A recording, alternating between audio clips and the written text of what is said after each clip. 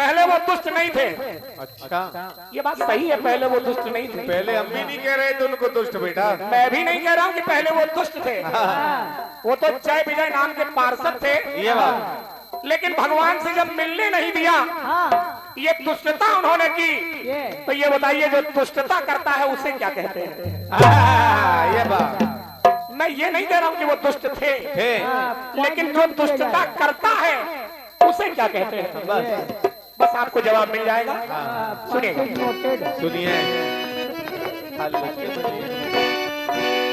गाना आपका आया कौन सा?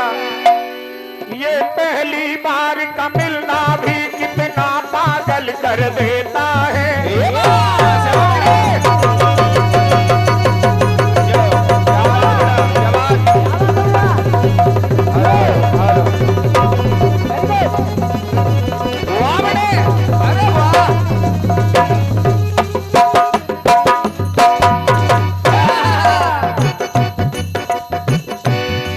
ये पहली बार का मिलना भी कितना पागल कर देता है। कुछ कुछ होता है सांसों में, ना जाने वो क्यों होता है।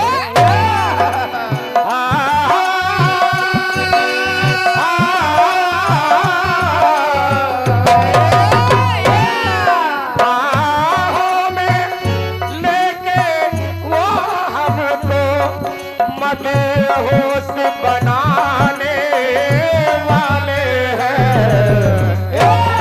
तो कलियाना बिछाना राहों में, हम दिल को बिछाने वाले हैं। दिल को बिछाने वाले हैं। हम दिल को बिछाने वाले हैं। देखिए, बहुत अच्छा गीत लिखा है आदरणीय भैया हमारे दीपक द्विवेदी जी ने। गीत बहुत अच्छा है। गीत में एक भक्त भगवान से मिलने जा रहा है, वो भी सुदामा जी। एक मुरझाया सा सुमन है वो, एक मुरझाया सा सुमन है जो राहों में खुशबू फैलाता है। ये बात, एक बुझा बुझा सा दीपक है, जगमग प्रकाश फैलाता है। क्या बात, एक विरोधाभास दिखाया आपने। लेकिन दुर्गेश नंदिनी जी, जहां पर विरोधाभास हो वहां पर भक्त और भगवान का मिलन नहीं हो सकता। ये समझो, एक पॉइंट की बात है, पॉइंट की बात। पॉइंट नोट किया जहां पर विरोधाभास हो, भक्त और भगवान का तो छोड़ो, हमारा आपका मिलन नहीं हो सकता। और क्या, सही बात, नहीं हो सकता। लेकिन जवाब सुनिएगा, जहां पर कोई विरोधाभास नहीं है, एक रस की बात चल रही है, सुनिएगा। सुनिए, मिलन कैसे होता है? ये बात, ये सुनिए, ये भी ईश्वर, वो भी ईश्वर। ये बात,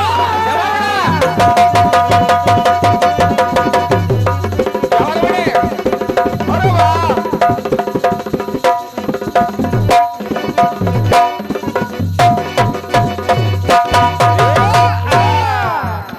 देखिए, सुदामा और कन्हैया कौन है? ये भी ईश्वर, वो भी ईश्वर। ईश्वर ने ईश्वर माना है। ईश्वर का अंश दिखे उसमें, ईश्वर को ईश्वर जाना है। ईश्वर को ईश्वर जाना है। ईश्वर को ईश्वर जाना है। क्योंकि अगर कन्हैया ईश्वर है, हेलो हेलो भैया, थोड़ी बढ़ा दीजिए, थोड़ा सा बढ़ा दीजिए। बिल्कुल, पूरे पावर के साथ गा रहा हूँ। हाँ भाई साहब, थोड़ा बढ़ा दो, दर्द होने लगा पेट। अगर कन्हैया ईश्वर है समझो, तो सुदामा ईश्वर से कम नहीं है ना, क्योंकि जिससे मिलने के लिए स्वयं सुनते ही दौड़े चले आए मोहन। अगर ईश्वर ना होता तो सामने क्यों बैठाते, क्यों आंसुओं से उनके चरणों को धोते? सोचने वाली बात। ये बात, क्योंकि ईश्वर अंश जीव अविनाशी, ये बात, अगर वो ईश्वर है तो वो ईश्वर का अंश है। ये इसलिए सुनिए, सुनिए, ये भी ईश्वर, वो भी ईश्वर। ईश्वर ने ईश्वर माना है।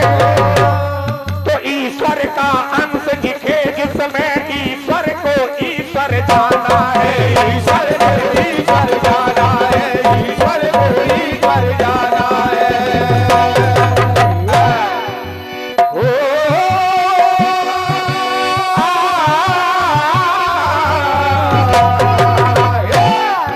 भगवान स्वयं इन भक्तों से रिश्ता एक खास बनाते हैं और मुरलीधर मोहन आज स्वयं अपने को दास बताते हैं। आपका गीत कह रहा है कि अपने को मित्र बताता है, वो सुदामा अपने को मित्र बताता है, लेकिन मेरा जवाब है वो मित्र नहीं, अपने को दास बताता है। वो स्वयं परमात्मा अपने को उनका दास बता रहा है, तभी तो बैठाते हैं सिंहासन पर, स्वयं उनके चरणों को धो रहे हैं। सुनिए भगवान स्वयं इन भक्तों से रिश्ता एक खास बनाते हैं। अरे मोहन मुरलीधर आज स्वयं अपने को दास बताते हैं।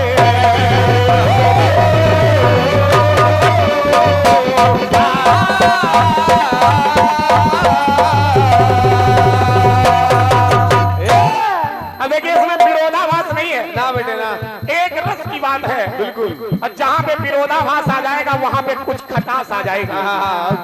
क्योंकि लोग कहते हैं तिलक होए रस जाए कपट खड़ाई खटाई पड़त जब। ये बात तो नहीं धन दौलत की चिंता है चित में जिसके चित चोर बसा। यहाँ पे धन दौलत की कोई बात नहीं है। नहीं धन दौलत की चिंता है चित में जिसके चित चोर बसा।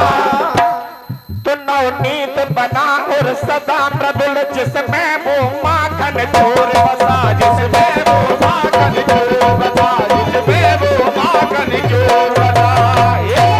अगर तुम्हारा हृदय मक्खन बन जाएगा तो ये निश्चित है वो माखन चोर तुम्हारी आत्मा तक आ पहुंचेगा। बिल्कुल बेटे, क्योंकि कन्हैया माखन चोर तो है, लेकिन माखन उनका चुराते हैं जो माखन विशेष हो। संत हृदय नवनीत समाना।